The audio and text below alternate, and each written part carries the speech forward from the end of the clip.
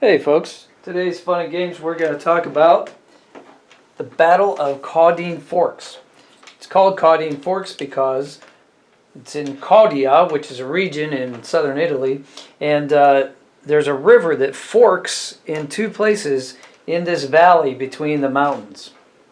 So they call it a battle even though really it was a tactical maneuver.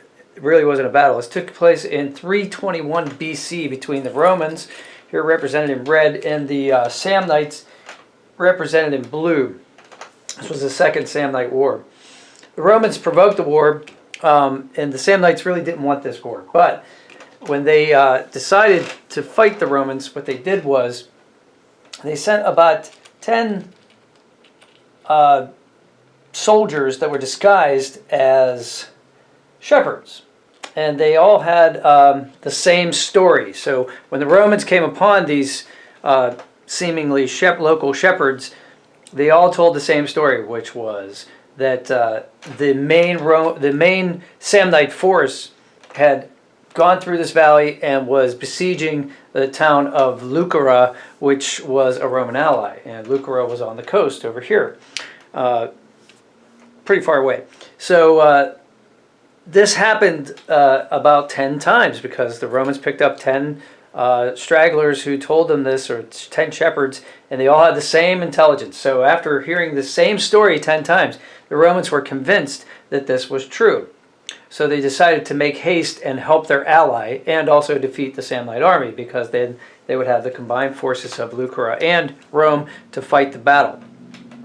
Well, there were two ways that the Romans could have gone to Lucera. They could have gone the long way, which was around an open coastal road, but it was much further than the direct route. And the direct route was through this valley. These are representing mountains here, and this is the river, through this valley of Caudine Forks.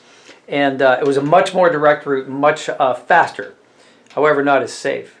But the Romans weren't thinking about that. They were thinking about making haste to help their allies. So they entered the pass, and they found when they got through the pass to the end, see, there were two choke points this pass. They found that this part was blocked by fallen timbers and stones that the Samnites had constructed there. And they also saw that there were Samnite soldiers on the hills ready to rain down spears, arrows, rocks, slingshot, whatever, down upon them. The Romans, realizing their mistake, made haste for the entrance of the valley that they had come through, but somebody said 3.5 miles away, if you believe the local topography. And they found that that was blocked by the main Samnite force now. So they were unable to, and there were also barricades set up, so they were unable to escape that way. So the Romans found themselves basically surrounded with Samnite soldiers on the hills, and they did not know what to do. So after a little bit of delay, they started to fortify their camp, even though that was just busy work, because they realized that all the Samnites really had to do was wait them out until their supplies ran out, because this narrow valley wasn't going to have enough forage for them. So once their supplies ran out in a few days, they were basically going to starve to death. So the Samnite commander, whose name was Pontius, was very pleased with himself. This was seemingly a complete victory, a very wonderful and amazing position for him to be in. He had trapped the entire Roman army, but he wasn't quite sure how to exploit his victory. And in fact, he calls a council of a war council, and they're basically nobody really knows exactly how they could best exploit this victory. So what they decide to do is they decide to send a messenger to talk to Pontius' father, who is an old wise man named Herennius. And so they send a messenger out to go to Herennius. He comes back with a letter, and the letter, the Pontius asks his father, "What should we do?" And the letter comes back from Herennius, and Herennius says, "Let all of the Romans go immediately, unscathed. Just open up the valley entrance and let them all go." Well, Pontius is confused by this. he says, well, we've got victory in our grasp. Why would we let them go? This doesn't make any sense. And there's no explanation in the letter. He says, send back to my father and ask him again what we should do. So the messenger goes and comes back. And Herennius' letter this time says, you should kill all of the Romans to a man. Leave no one standing. So now the Council of War and Pontius are very confused. They don't understand these two conflicting reports. So they say, look, why don't you go and bring Herennius here, and let's see if he's of sound mind, first of all, and if he is, he can explain himself. So he goes, and they bring back Herennius. They come back to the camp, and they see that Herennius is not senile, and he's of sound mind. And they ask Herennius to explain himself. And Herennius says, well, the first most desirable option is to let all of the Romans go.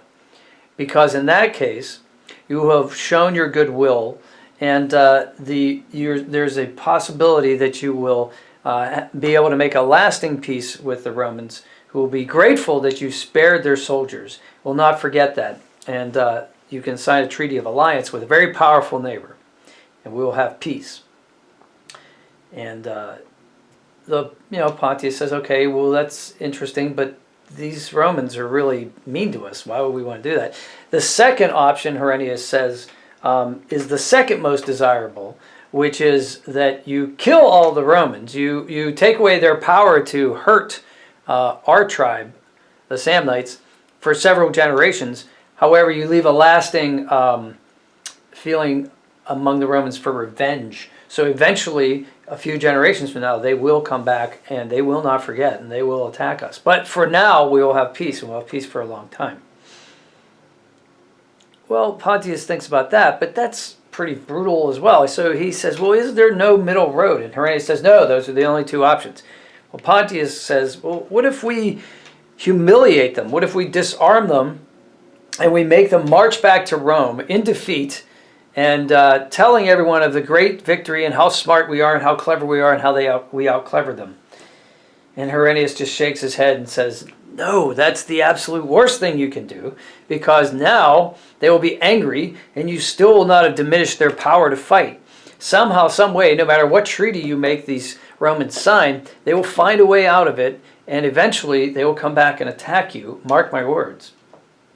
Well, Pontius decides to do exactly what Pontius wants to do, and that is to disarm the Romans, and some say strip them naked, although Livius says they each get one garment. So basically he takes almost all their possessions except for their clothes, and makes them march one by one out of the valley and under the yoke.